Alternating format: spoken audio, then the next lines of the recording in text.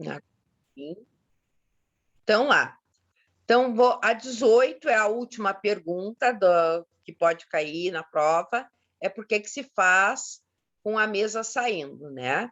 Então, é para conforto do paciente, para reduzir o impacto de peso sobre a mesa, porque se tu vai entrar, a mesa vai fazer assim, né? Dependendo do peso. Então, sair é melhor que entrar. Ela cansa menos o mecanismo eletrônico da mesa. E o conforto do paciente em função da fobia, porque ele entrar é pior. A gente vai ver isso agora na ressonância, que na ressonância é muito mais impactante isso.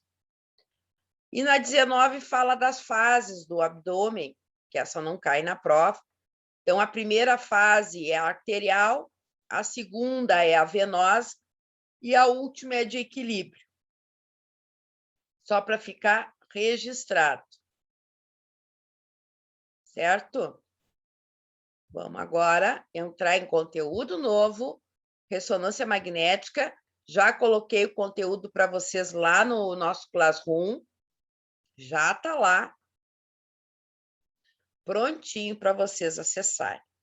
Uma coisa que eu sempre digo que é importante é a gente entender como é que funciona o esquema do serviço na ressonância, tá? Na tomografia, em tudo. Eu tenho que conhecer a planta da onde eu vou estar.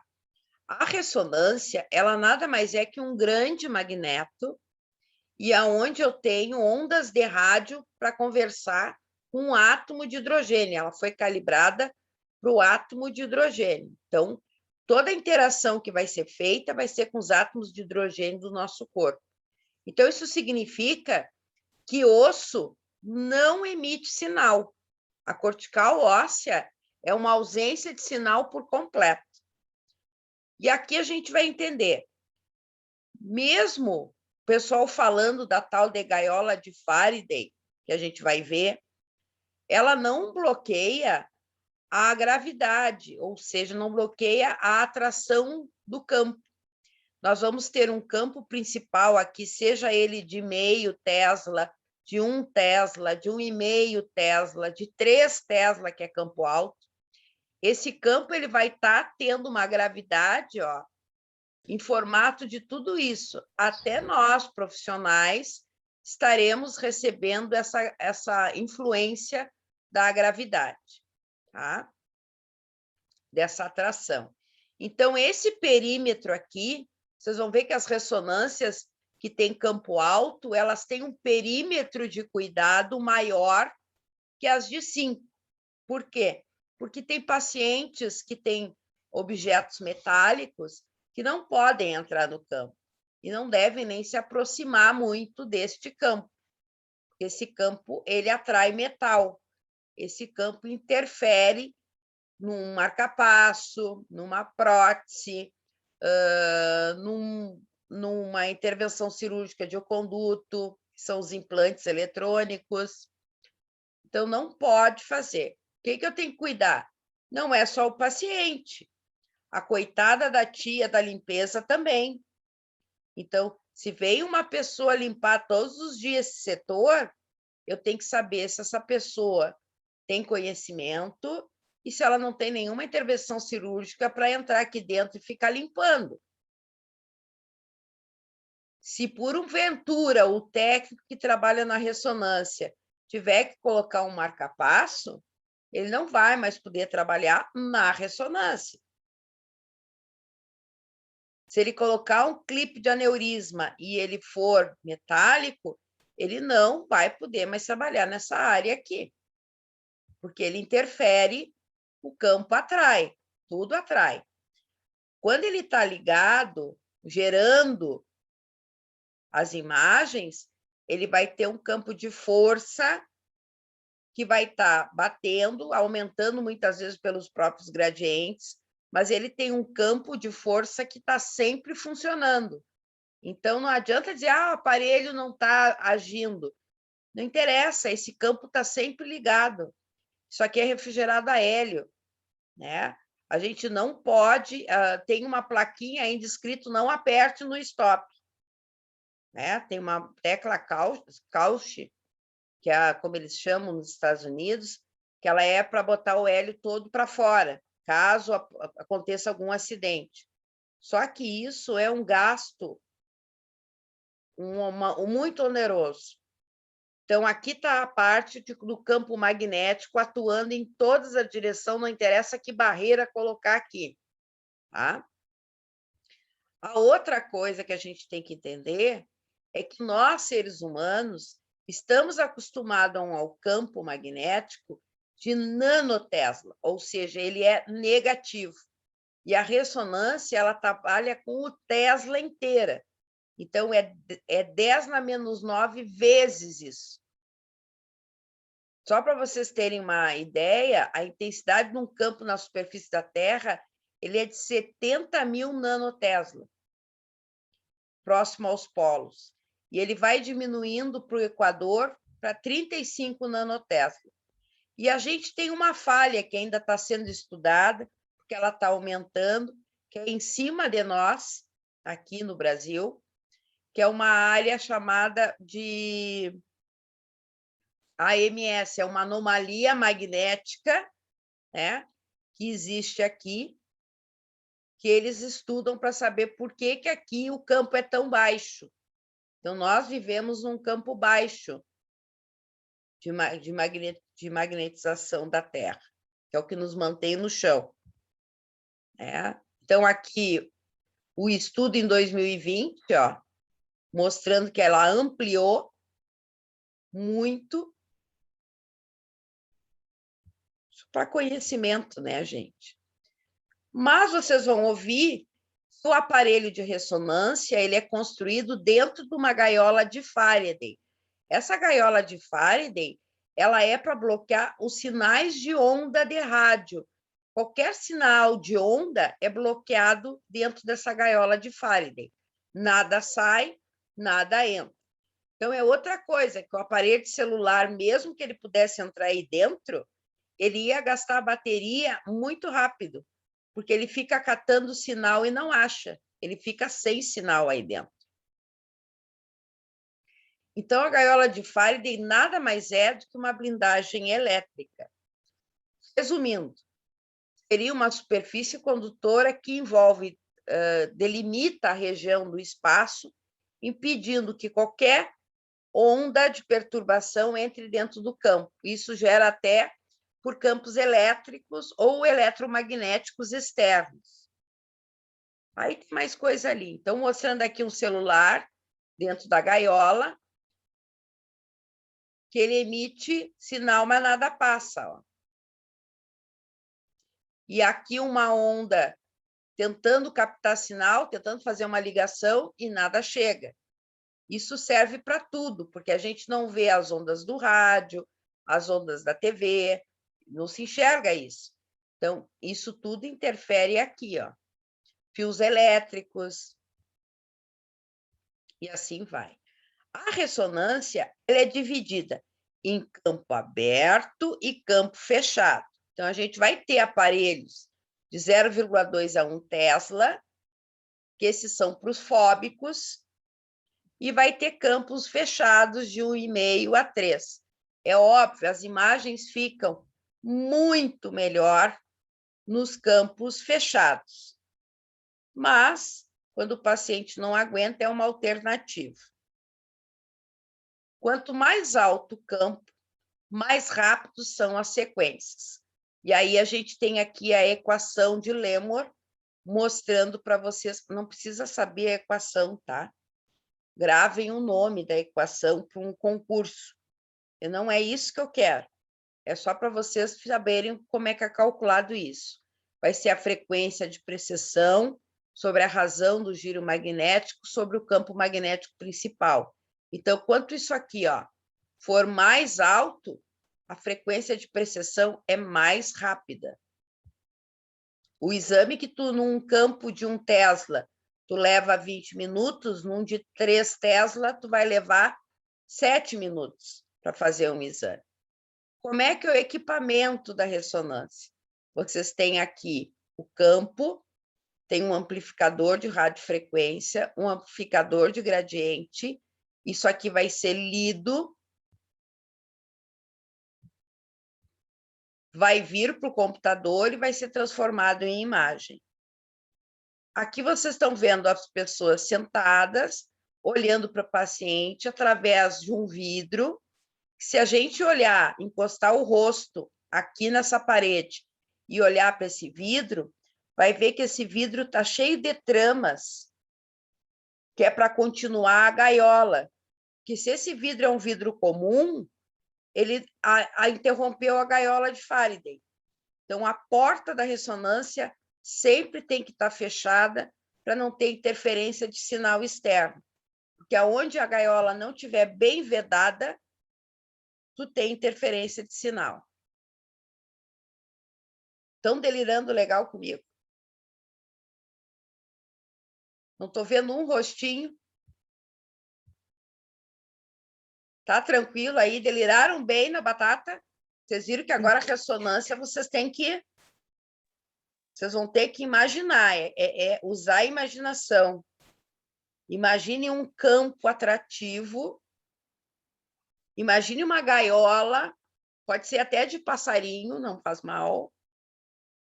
E a ressonância ela é construída dentro dessa gaiola para que nada entre e para que nada saia de onda. Tá? E aqui, por que foi escolhido o hidrogênio? Primeiro, porque ele tem um número de massa ímpar, então ele ressona. O oxigênio não ressona. O oxigênio é 16. Ele não é ímpar. Então, o motivo da escolha é o hidrogênio e porque a gente tem 70% do corpo humano formado por água. E aí a gente vai ter o campo magnético, o corpo humano, atuando no spin.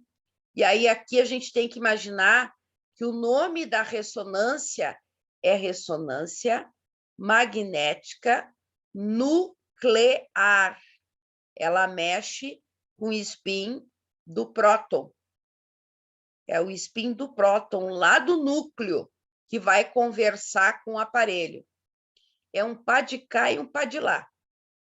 Eu mando uma frequência de rádio de que maneira que o hidrogênio escute, e aí ele escuta aquilo tudo e vai devolver esse sinal num certo tempo.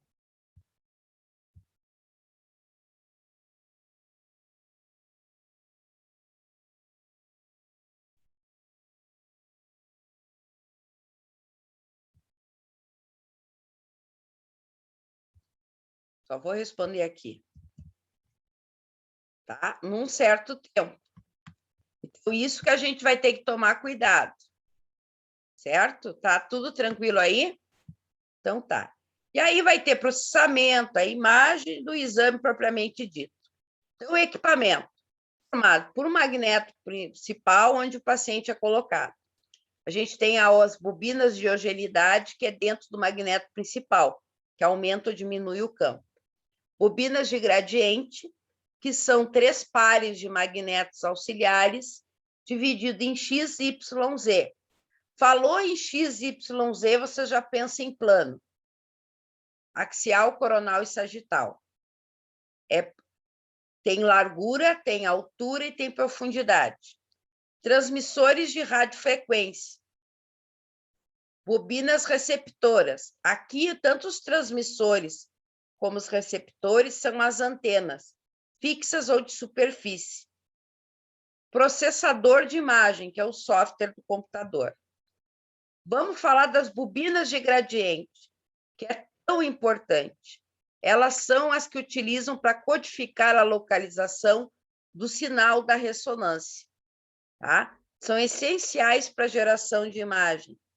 Então, essas bobinas, elas têm esse par redondo, esses 2 pares laterais e esses 2 pares amarelos. Vou mostrar aqui nesse aqui, ó. E a única que tem nome é a circular, que faz o corte axial, que é a Elmo. A Elmots. Desculpa, disse o nome errado. A Helmholtz. Coles é gradiente, tá? Então, aqui a gente vai ter o coronal e o sagital.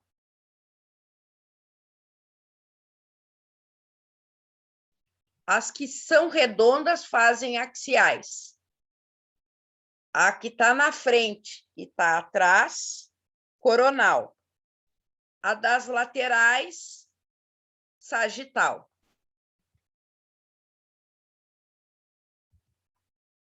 Não interessa se é ABC, se é ZXY, pode ser chamada de HYK. O que interessa são as funções.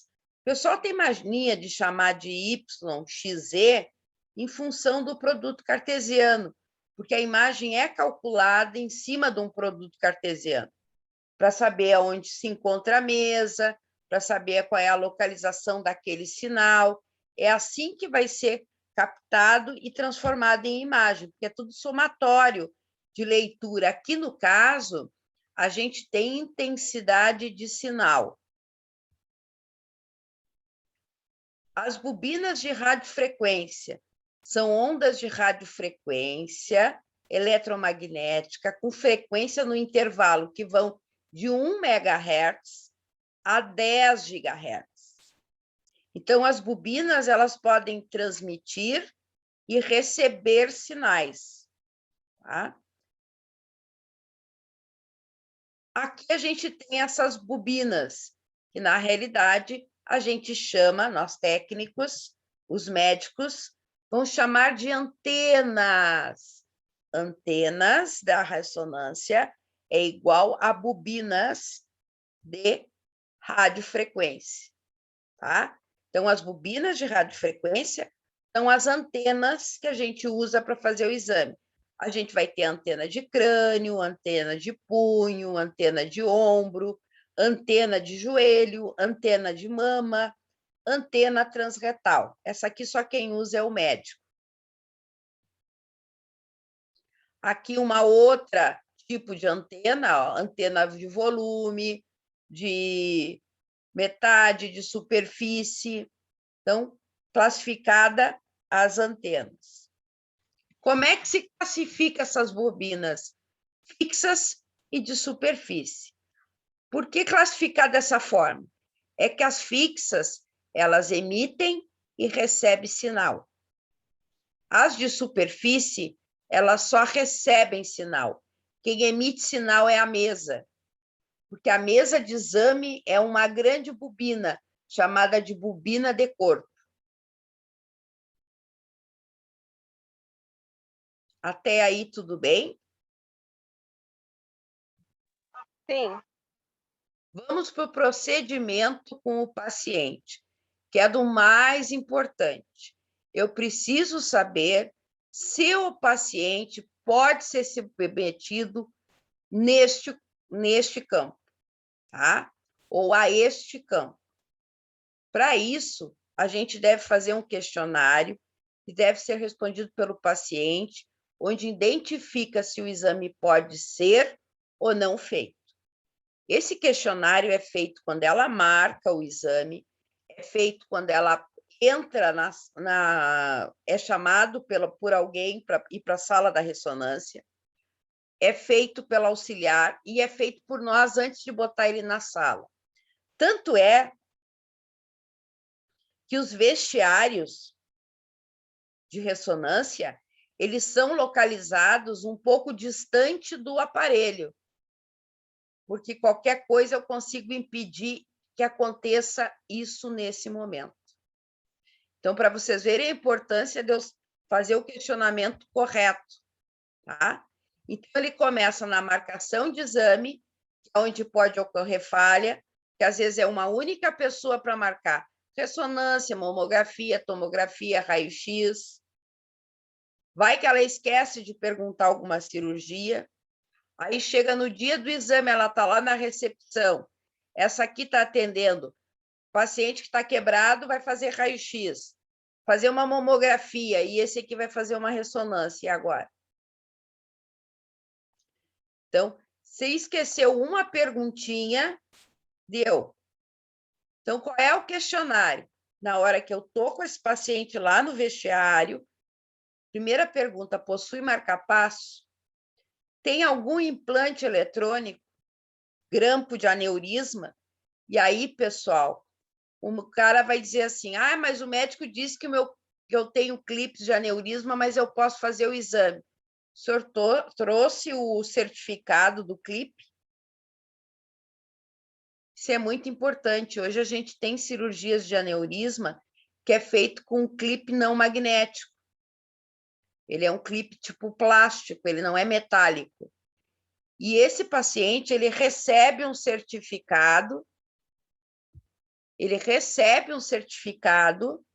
de que esse clipe não é ferro magnético. Então, eu preciso que esse paciente me dê a cópia desse certificado. Que nesse certificado vai estar o nome do paciente, vai estar o nome do médico que fez a cirurgia, a marca do clipe e escrito clipe não ferro magnético. Tá? Então, é importante. Aparelho auditivo fixo, que é os implantes coclear, não pode fazer. Fragmentos metálicos, aí a gente tem desde o tiro de bala até fragmento por algum acidente. Metal no interior ou removível dos olhos. Próteses, principalmente as só parafusadas externas. São aquelas próteses que são colocadas placas. Vai a placa, por exemplo, num braço e vai parafuso, ela aquece na ressonância e aflocha esses parafusos. Grávida somente a partir do 3º mês, embora não se conheça nenhum malefício da ressonância. Tá? Tá faltando uma coisa aqui.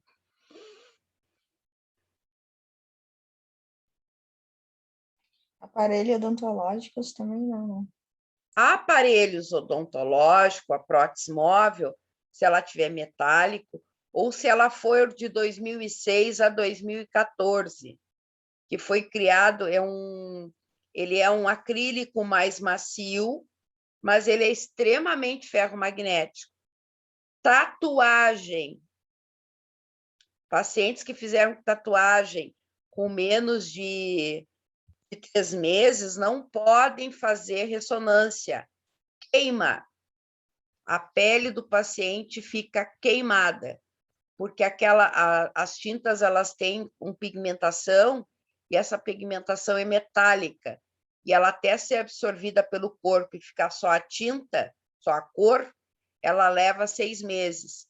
Então, pacientes com tatuagem não podem fazer ressonância magnética, a não ser que elas já sejam além de 6 meses.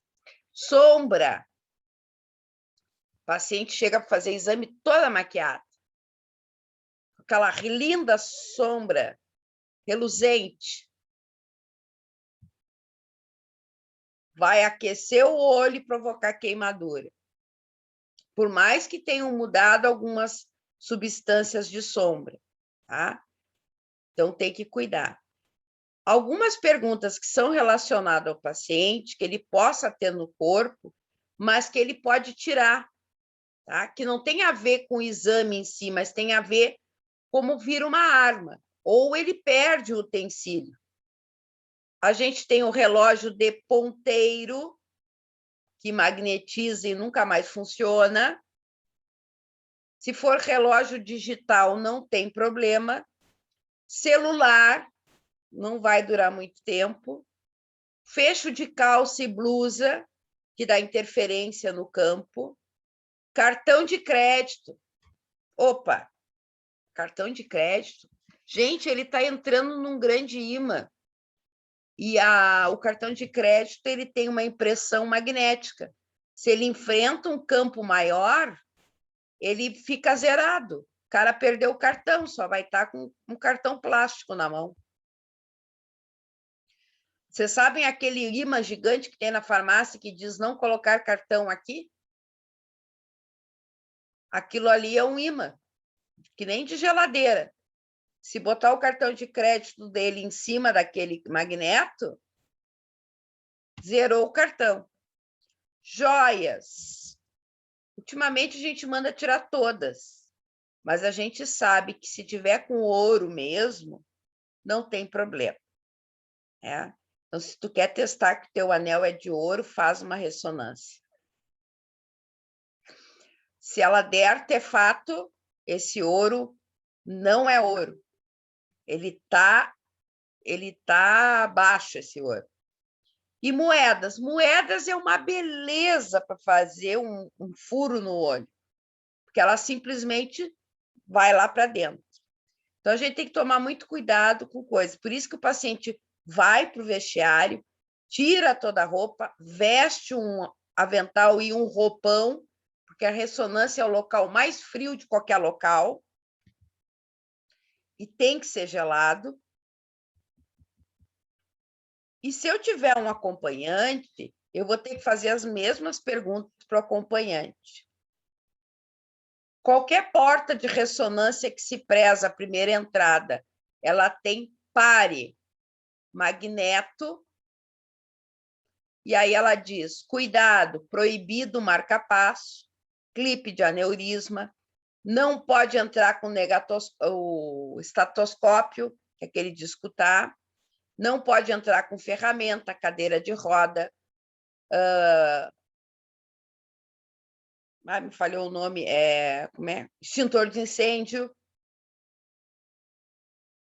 relógio de ponteiro, cartão de crédito, ferramentas e carrinhos.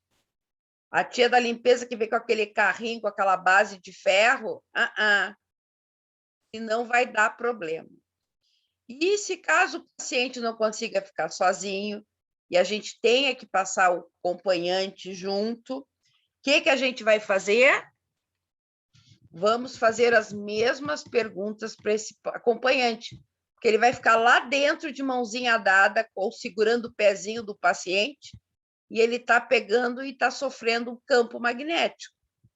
Então, eu não posso simplesmente, entra a mãe da fulana, opa, não, vamos ver se a mãe da fulana pode entrar. Tá? Já me aconteceu, há muitos anos atrás, eu estava trabalhando na ressonância, e eu atendi uma menina de 22 anos. Foi um caso inédito. Sinceramente, não me esqueço, até hoje eu fecho o olho, penso nesse caso, eu vejo essa menina batendo na janela para sair da ressonância, tamanha fobia que ela teve do local. Eu deitei ela com a cabeça na antena de crânio, tá? Posicionei, dei a campainha na mão para ela apertar caso ela sentisse alguma coisa. Já tinha cadastrado os dados, fechei a porta, sentei para apertar o serviu e levantei o olho. Quando eu levantei o olho, ela já estava batendo na porta. Eu só fiz assim. Entrei correndo e tirei ela da sala. Essa guria soluçava, que parecia que eu estava soterrada. Eu tinha morrido. E ali foi 22 anos. Aí eu coloquei ela sentadinha no vestiário, peguei o outro paciente que já estava pronto, coloquei.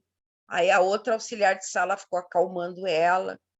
E aí a gente foi ver se quem estava acompanhando ela podia entrar na sala. Para azar nosso, não podia.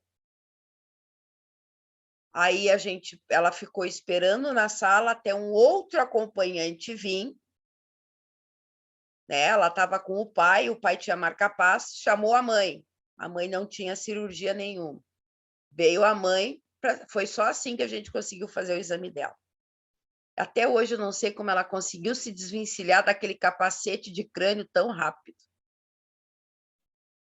O que faz uma crise de fobia. Impressionante. Foi o caso mais sério de fobia que eu já tive. Os outros tudo já acusavam e pronto. Olha o perigo de 1,5 km de Tesla e a criatura resolveu alcançar uma cadeira lá para dentro. Que legal, né? Tu imagina a força que foi para tirar essa cadeira daí. Sem falar que arranhou, né? Todo o aparelho. Tubo de oxigênio. São Paulo tem um que serve para museu até hoje, aqueles tubo de oxigênio grandão que entrou dentro do troço e quebrou a ressonância com toda a força. Eles não tinham nem usado o aparelho. Culpa de manutenção mesmo, o pessoal não conhecia ainda. Então, olha os cuidados que a gente tem que ter. Chave no bolso. Cuidado com aquela chave do armário. Se vocês não tiverem ela amarrada dentro da calça, não entrem na sala, porque a gente sente direitinho ela ir saindo. Tá? E se ela cair no chão, zup, no rosto do paciente. A atração é muito rápida. Eu tinha um óculos que eu fui obrigada a trocar logo que eu entrei na ressonância, porque ele simplesmente vinha indo e... O óculos era feito com a armação por dentro do plástico, era metálico, era ferromagnética, e o óculos ia com toda a velocidade lá para dentro. Fui obrigada a trocar de óculos. Deixa eu ver se não tem pergunta aqui. Não. Temos 6 minutinhos. Agora vamos para o que é mais complicado. Vou só começar. Temos 6 minutinhos, eu vou só começar. Aquisição de sequência. Tu vai fazer vai dar uma radiofrequência, vai ter uma excitação e coisa e tal, tu vai ter um tempo 1 e um tempo 2, que é chamado de T1 e o outro é chamado de T2. Usando parâmetros semelhantes de T1 e T2, nós vamos ter a densidade de prótons, que estava esquecida até chegar o campo de 3 Tesla. Quando veio o campo alto de 3 Tesla, as densidades de prótons começaram a ser usadas novamente. Mas nós não vamos se deter na densidade de prótons. Nós vamos se deter no T1 e no T2. Então, só para comentar, existem fatores técnicos na ressonância também. Só que os fatores técnicos na ressonância, eles são diferentes. O fator técnico na ressonância é TR-TE, que é o tempo de repetição, e o tempo de eco, que é o retorno da resposta, que o aparelho vai ler. Tá? E aí vocês têm um cálculozinho aqui, bandido aqui embaixo, que é só para saber,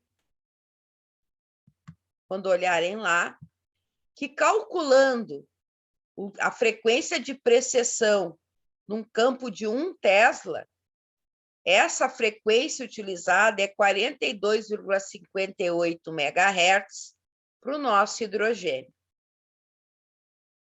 Então, agora que eu dei um nó na cabeça de todos, vamos fazer uma pausa para eu salvar o vídeo e a gente já entra logo em seguida contra o próximo e último vídeo. Tá ok?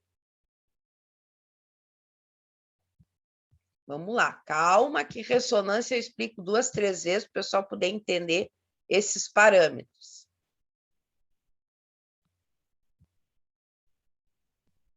Que aí eu já vou vir, não adianta eu explicar e ter que interromper. Tá? Em seguida, já venho com o próximo vídeo.